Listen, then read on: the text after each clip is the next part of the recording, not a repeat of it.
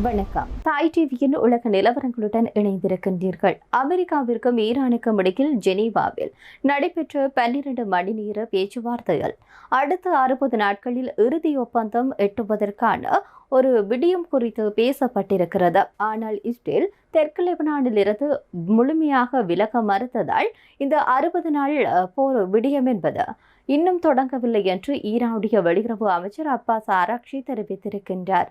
மேலும் இந்த பேச்சுவார்த்தை என்பது வெற்றிகரமாக முடியும், வளைகுடா நிரந்தரமாக ஒரு அமைதி உருவாக வேண்டும் என்றால் 2 விடயங்கள் நடக்க வேண்டும். அமெரிக்கா ஈரான் பேச்சுவார்த்தைக்கு முன்னதாக அமெரிக்காவினுடைய முக்கிய உறுதிமொழிகளை நிறைவேற்ற தொடங்கியுள்ளதாக ஈரானுடைய வெளியுறவுத்துறை அமைச்சரான அப்பாஸ் ஆராக்சி தெரிவித்திருக்கின்றார். அதன்படி பார்க்கிற போது ஈரானின் மறுசீரமைப்புக்காக 300 பில்லியன் அளவிலான டாலர் திட்டத்தை அமெரிக்கா தொடங்கியிருக்கிறது. மேலும் கெமிக்கல் ஏற்றுமதிக்கான கட்டுப்பாடையும் நீக்கியிருக்கிறது.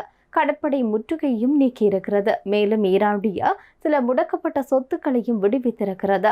இந்த நடவடிக்கை ட்ரம்பினுடைய கொலை மிரட்டல் காரணமாக ஈரான் பிரதிநிதிகள் கூட்டத்திலிருந்து வெளிநடப்பு செய்வதற்கு முன்னதாகவே மேற்கொள்ளப்பட்டிருப்பதாக கூறப்படுகின்றது. குறிப்பாக இது தொடர்பாக ஆராக்சி தெரிவித்திருக்கின்றார். இந்த 60 நாட்கள் போர் நிறுத்த ஒப்பந்தம் நிறைவேற்றக்கூடிய இந்த விடயம் தொடர்பாக உருவாக்க இஸ்ரேல் தெற்கு லெபனானில் இருந்து முழுமையாக விலகி அங்கிருக்கக்கூடிய அனைத்து போர் நடவடிக்கைகளையும் நிறுத்தப்பட்ட பின்னரே தொடங்கப்படும் என்று ஈரான் திட்டவட்டமாக தெரிவித்திருக்கிறது. இப்படியான நிலையில் இதற்காக புதிதாக அமைக்கப்பட்டிருக்கக்கூடிய டீகான்ஃபிளிக்ஷன் செல்லிற்கு 60 நாள் ஒப்பந்த பேச்சுவார்த்தையில் முதல் உண்மையான சோதனை என்று ஆராய்ச்சி தெரிவித்திருக்கின்றார். இதன் மூலம் லெபனான் டீகான்ஃபிளிக்ஷன் செல் ஒட்டுமொத்த வளைகுடா பிராந்தியத்தினுடைய மையப்புள்ளியாக மாறியிருக்கிறது.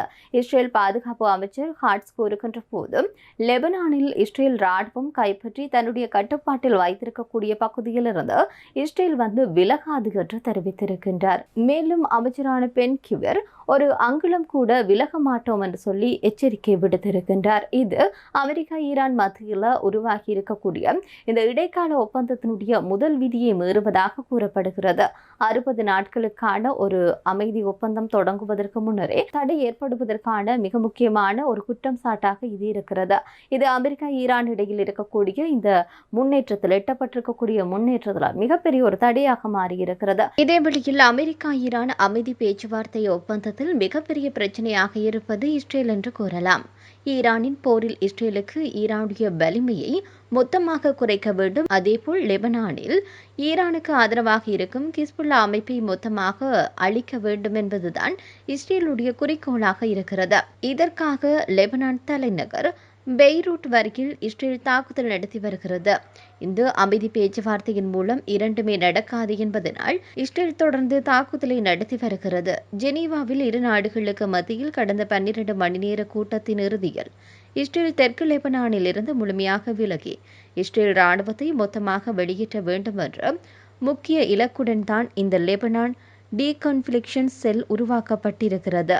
இந்த நிலையில் இதற்கு பதிலடி கொடுக்கும் விதமாக இஸ்ரேல் பிரதமர் பெஞ்சமின் நெதன்யாகு தெற்கு லெபனானில் இருந்து இஸ்ரேல் ராணுவம் வெளியேறாது என திட்டவட்டமாக அறிவித்திருக்கின்றார். இந்த அறிவிப்பு அமெரிக்கா ஈரான் இடையில் எட்டப்பட்ட 60 நாள் ஒப்பந்த பாதையை கடுமையாக பாதிக்கும் சூழலை உருவாக்கியுள்ளது. இஸ்ரேல் பிரதமர் பெஞ்சமின் நெதன்யாகு கூறுகின்ற போதும் தெற்கு லெபனானில் இருக்கக்கூடிய பஃபசோனில் இஸ்ரேல் ராணுவம் தேவைப்படும் வரை தங்கியிருக்கும் என்று தெளிவாக தெரிவித்திருக்கின்றார்.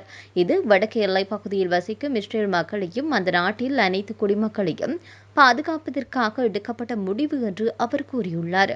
மேலும் ஈரான் அணு ஆயுதங்களை தயாரிக்க அனுமதிக்க மாட்டோம் என்றும் அதற்கு தேவையான அனைத்து நடவடிக்கைகளும் எடுப்போம் என்றும் நெதன்யாகு உறுதியளித்தார். இஸ்ரேல் உருவாக்கியுள்ள இந்த பாதுகாப்பு மண்டலம் சுமார் 602 சதுர கிலோமீட்டர் பரப்பளவில் உள்ளது. இது லெபனான் நாட்டின் மொத்த நிலப்பரப்பில் சுமார் 6% அளவிற்கு இருப்பதாக தெரிவிக்கப்பட்டுள்ளது. இந்த பகுதியை இஸ்ரேல் தன்னுடைய கட்டுப்பாட்டில் வைத்திருப்பது மூலம் ஈரான் ஆதரவு படைகள் இஸ்ரேலின் வடக்கு எல்லையை நோக்கி நகர்வதை தடுக்கும் என இஸ்ரேல் தரப்பு விளக்கம் அளித்திருக்கிறது. ஈரான் தெற்கு லெபனானில் இருந்து இஸ்ரேல் முழுமையாக விலக வேண்டும் என்று வலியுறுத்தி வரும் நிலையில் நெதன்யாகுவின் இந்த அறிவிப்பு அமெரிக்கா ஈரான் இடையிலான போர் நிறுத்தத்தை மேலும் சிக்கலாக்கி இருக்கிறது. இஸ்ரேல் தன்னுடைய நிலையை மாற்றாவிட்டால் அடுத்த கட்ட பேச்சுவார்த்தைகளில் முன்னேற்றம் பெரும் கேள்விக்குறியாக மாறியுள்ளது. இஸ்ரேல் தன்னுடைய நிலையை மாற்றாவிட்டால் 60 நாள் ஒப்பந்த பாதை தொடங்கப்படாது என்று ஈரான் தெளிவாக தெரிவித்திருக்கிறது. இதே நேரத்தில் இந்த விவகாரம் அடுத்த சில நாட்களில் எப்படி முன்னேறப் போகிறது என்பதை உலக நாடுகள் உன்னிப்பாக கவனித்துக் கொண்டிருக்கிறது. ஏற்கனவே குறிப்பிட்டதன்படி மத்திய கிழக்கில் அமைதி நிலவ வேண்டும் என்றால் முதல் விடயம் இஸ்ரேல் லெபனான் பகுதியில் இருந்து முழுமையாக வெளியேற வேண்டும், நிரந்தரமாக அங்கிருந்து வெளியேற வேண்டும், தாக்குதலை நடத்துவதை நிறுத்த வேண்டும். இரண்டாவது, 60 நாட்கள் பேச்சுவார்த்தை முடிந்து இறுதி அமைதி ஒப்பந்தம் எட்டப்படும் வரை ட்ரம்புடைய சமூக வலைதளத்தில் ஈரான் குறித்தும் ஈரான் தலைவர்கள் குறித்தும் அவர் எந்தவிதமான பதிலும் போடக்கூடாது. இது இரண்டும் நடந்தால் மட்டும்தான் அமெரிக்கா ஈரான் போர் நிறுத்தத்தில் ஒரு நிரந்தரமான தீர்வு எட்டப்படும் என்று சொல்லி எதிர்பார்க்க முடியும். இப்படியாக இரண்டு நாடுகளுக்கு இடையில் ஒரு முரண்பட்ட நிலைப்பாடு தான் தோன்றுகின்றது. இதே நேரத்தில் உலக நாடுகளும் இந்த போர் முடிவுக்கு கொண்டு வரப்படுமா என்பது தொடர்பான மிக முக்கியமாக உன்னிப்பாக கவனித்துக் கொண்டு வருவதையும் பார்க்கக்கூடியதாக இருக்கிறது. எனவே வரக்கூடிய நாட்கள் மிக முக்கியமான நாட்களாக இருக்கிறது. எவ்வாறான மாற்றங்கள் நிகழப்போகிறது என்பதை பொறுத்திருந்துதான் பார்க்க வேண்டும். மற்றும் ஒரு உலக நிலவரத்துடன் இணைந்திருப்போம். நன்றி.